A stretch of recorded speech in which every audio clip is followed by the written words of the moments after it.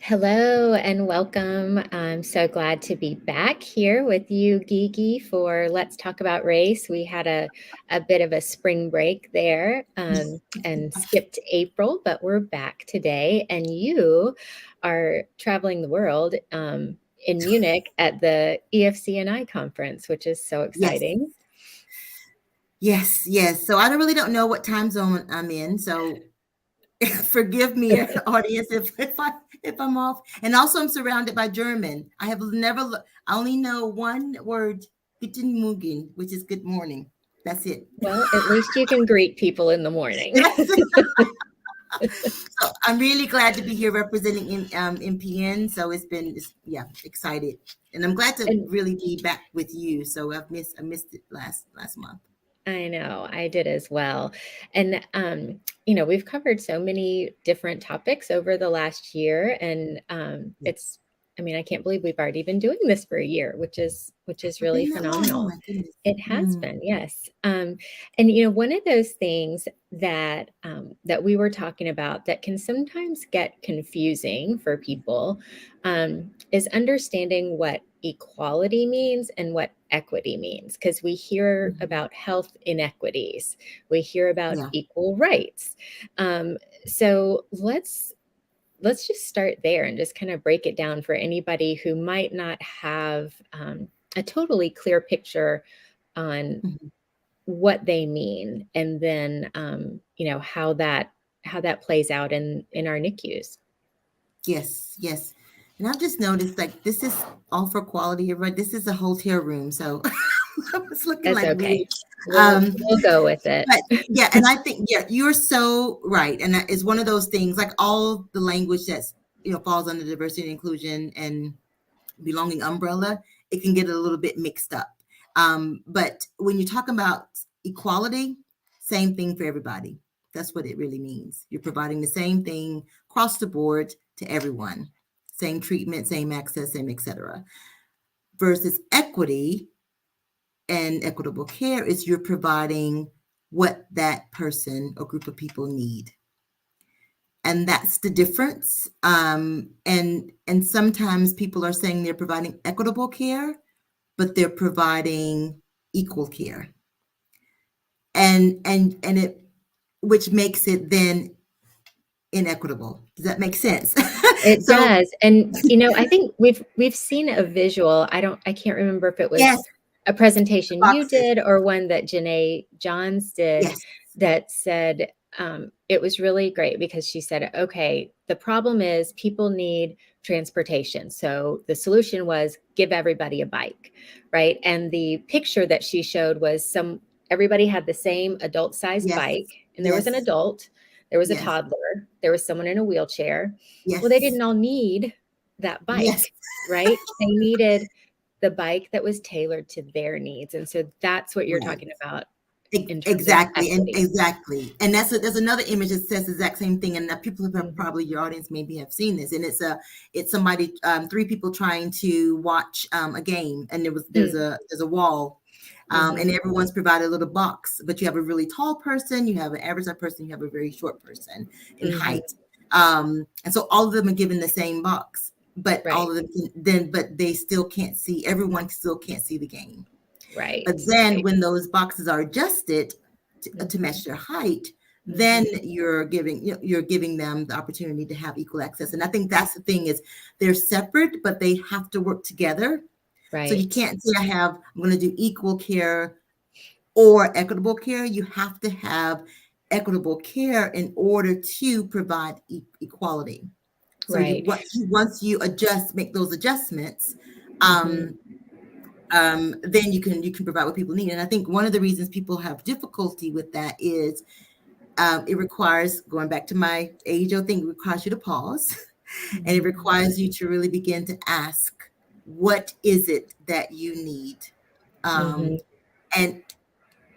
But it also probably will require you a little bit of funding, of money, because you're gonna. It's easy to do a one size fits all and say we provide all this to everyone. Right. But it's going to take a bit of a moment to go back and say, okay, well, what actually does this person or this group of people need? That's going to require you to listen to them, which is some of the things we've been talking about. It's not just providing a blanket type of care, that you understand what it is that they need. And I think that's the, I hear a lot of people say we provide equal access to all, but they are not. They're providing a blanket, one size fits all to everyone, and then they wonder why people either don't or can't access it. Right. Can you think of an example? I'm sorry to put you on the spot like this, where this shows up in healthcare specifically?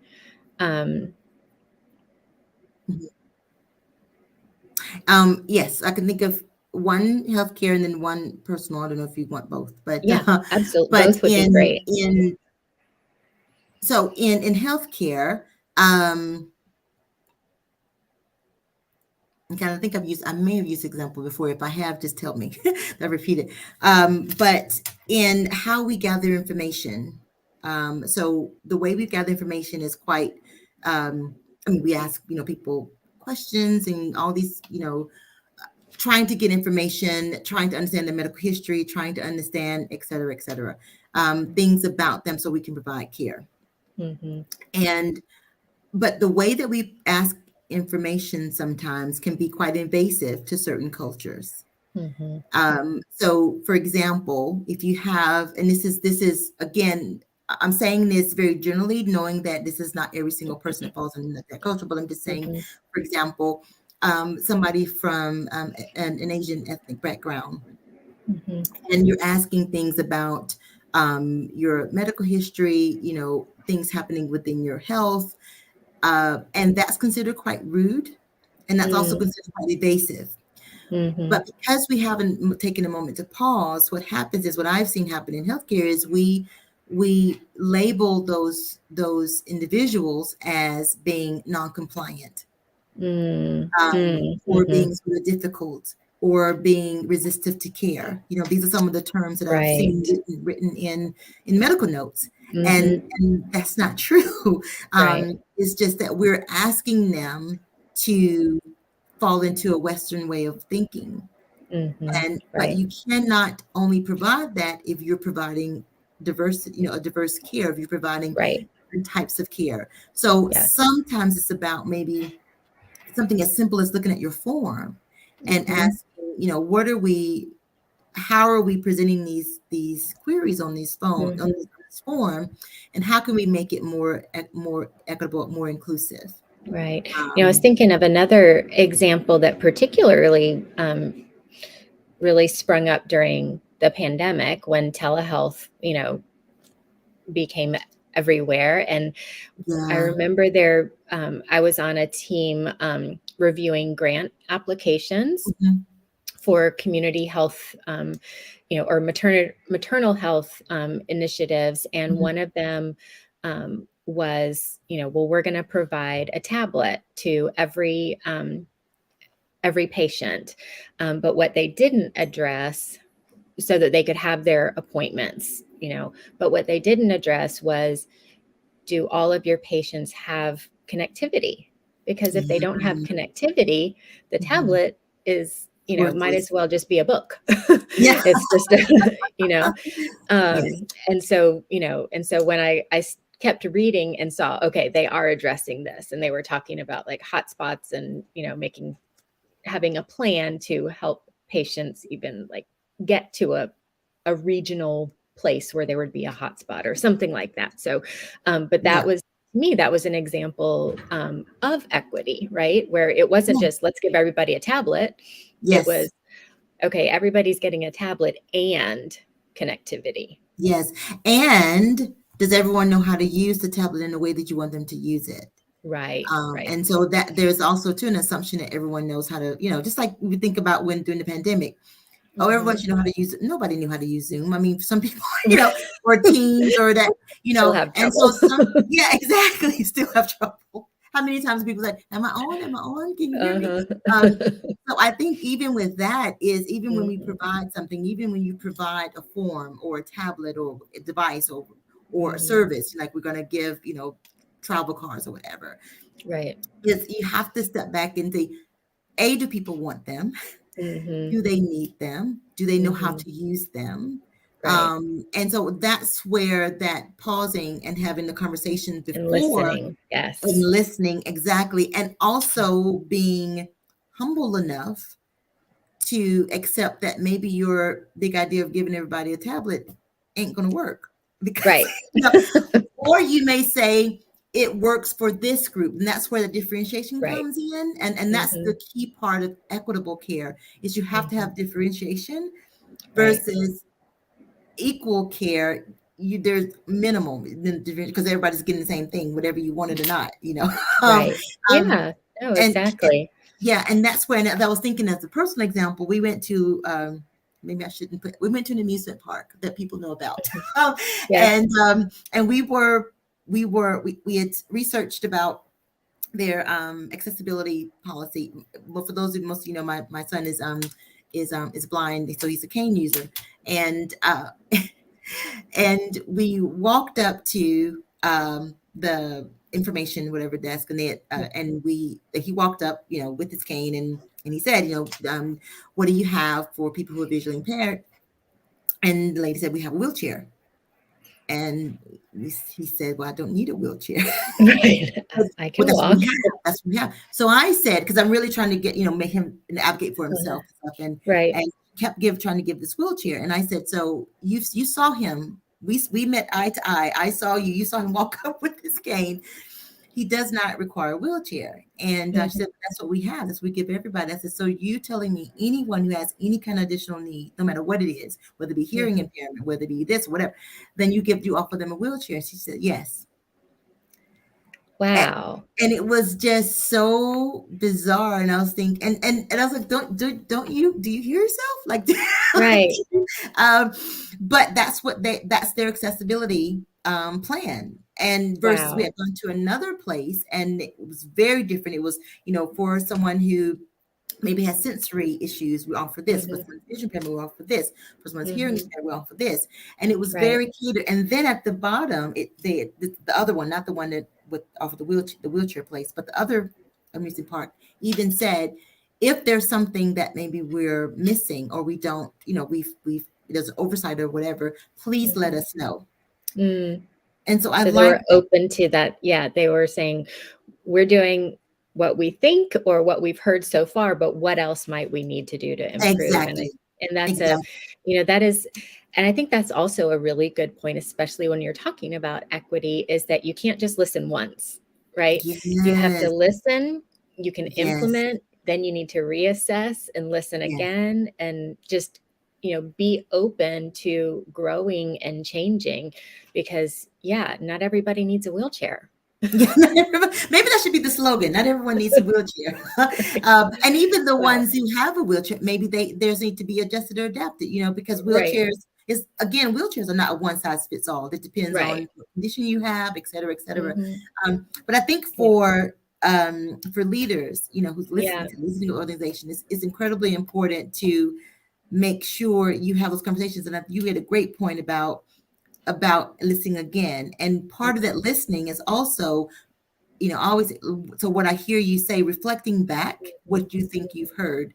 Because oftentimes we listen, we're not listening, we're hearing, we're not listening. So we're hearing what they're saying, and we say, oh yeah, in our minds, we've already, conjured up what we're going to provide, because we already have our ideas. And so I always say, listen to hear, not to respond. And so that going back, okay, last conversation, I heard you say X, Y, and Z. Is that right? And allow them to do that. And I think that will prevent so many unnecessary bumps, because you don't have to do a lot of redoing and redoing over. Is that even a word? We'll make it a word. But also it's a slightly longer process, but it gets you, in the end, it's a win-win, because your audience feels, the people you're serving feel listened to. They feel and that really plays into when someone feels like they belong. Spot on. Let me do my Right. happy dance. That is so, that is so true. The number of times people say, I wasn't heard. I didn't feel like I was listening. I didn't feel heard. My voice wasn't. And you're so correct that belonging is very much a subject. It is a feeling. And if you don't feel that, you're not going to engage with that organization, Right.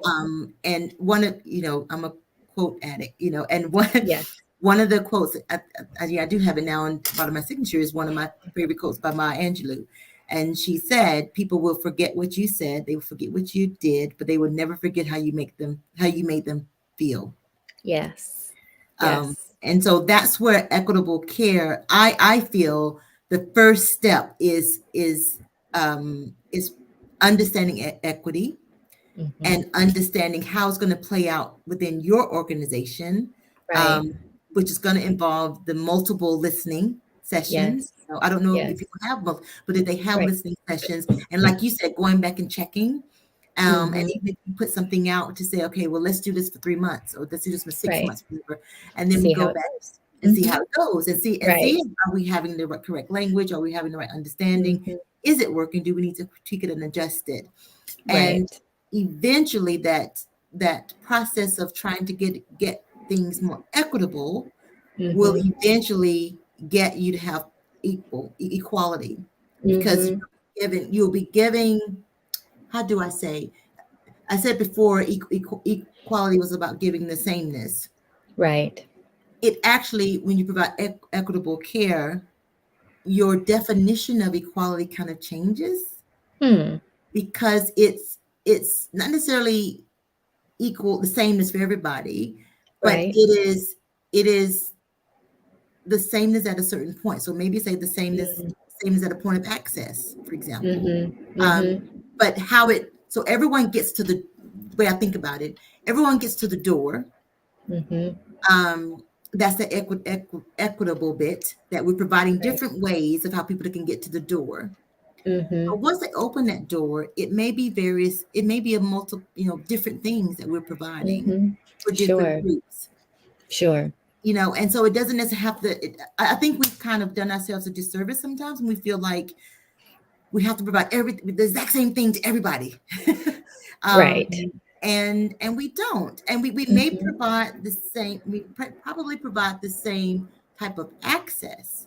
We want everybody to be included, but it may look differently depending on where they are, and those differences can coexist. As long as you're not, how to say, minimizing or taking away something, or not being as transparent, with service that you're offering. So we're going back to the form. We talked about the form. You can still have form. The form is the form, but you could adjust it slightly depending on your audience. So everyone still gets a form, but it's a form that makes sense for them, and also makes sense for you because you're receiving relevant information that you need and beneficial you need in order to provide the best care and also the best experience for that family. Yes, absolutely. Oh, yeah, absolutely. So we've got just a couple minutes left. Do you have some final thoughts or takeaways, or, one of the things that has kind of been coming to mind, because about almost 3/4 of our NICU parent network membership are community-based organizations that have various programs in various capacities. So I wonder, if we've got somebody listening who maybe they're just getting started with their organization, and they've created a support program to deploy to, all of the parents. If you don't have a huge staff or a team to deliver different types of support, like, what would you say to someone in that situation where they want to be equitable, but how can they do it when they have few resources. That's a really Do you good have any point. thoughts on that? And I would love, anybody who's watching, please feel free to offer some advice and information or thoughts in the chat box. I see we've got Christy and Beth have joined us today. Thank you guys. I'm just thinking of, because I think about some of the, the organizations that have been around for a long time, and they're able to, kind of tailor their programs and what they offer.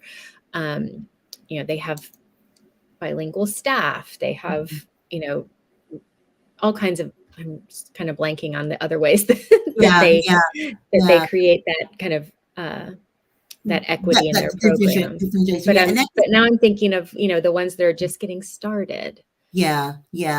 I would say that's a really good query. I would say you start where you are, and you can start small, and it doesn't have to be, 4 or 5 different, pathways or streams. But it is about, what are we doing? Who are we speaking with? Who's our audience? Same process applies, that you're speaking with your audience and you're listening to them. Right. And you may start off with 1 or 2 things, and that's fine. You may start off with 1, but at least those conversations are happening to where you are listening to, okay, in the next phase, maybe we add up a second one. You don't have to have 20. We can have just 2. And so again, it's a process, but I think I'd rather people do that and have those conversations about, okay, how can we make this equitable? How can we make sure that we're listening? How can we make sure that we're differentiating, even if we're different, we're only differentiating between 2. Right. And we've got a comment from Allie who says, perhaps just the acknowledgement that you're trying your best. Yes. I think goes a long way as well. Yeah. Huge. And that goes back to what you said. Thank you so much, because that goes back to what you said earlier about the listening and the belonging bit. And so you don't have to, I guess, for any organization, no matter how old they are, no one has all the answers, and you don't have to have all the answers, but at least beginning to have those conversations. That's the key point to go away with. And then at least beginning to start thinking about the differences in equity, and I would say, make sure we're providing equitable care first, and that would eventually go into providing, equality across the board. Yeah. Well, I think that is a beautiful place to end. Thank you so much. It was so great to talk to you, and wish I was there in Munich with you. Next year. Toes crossed. Yes, exactly. But I think this is, again, another just great conversation. I'm looking forward to next month as well. And everybody just have a great rest of your day. Thanks for joining. Thank you. Bye-bye.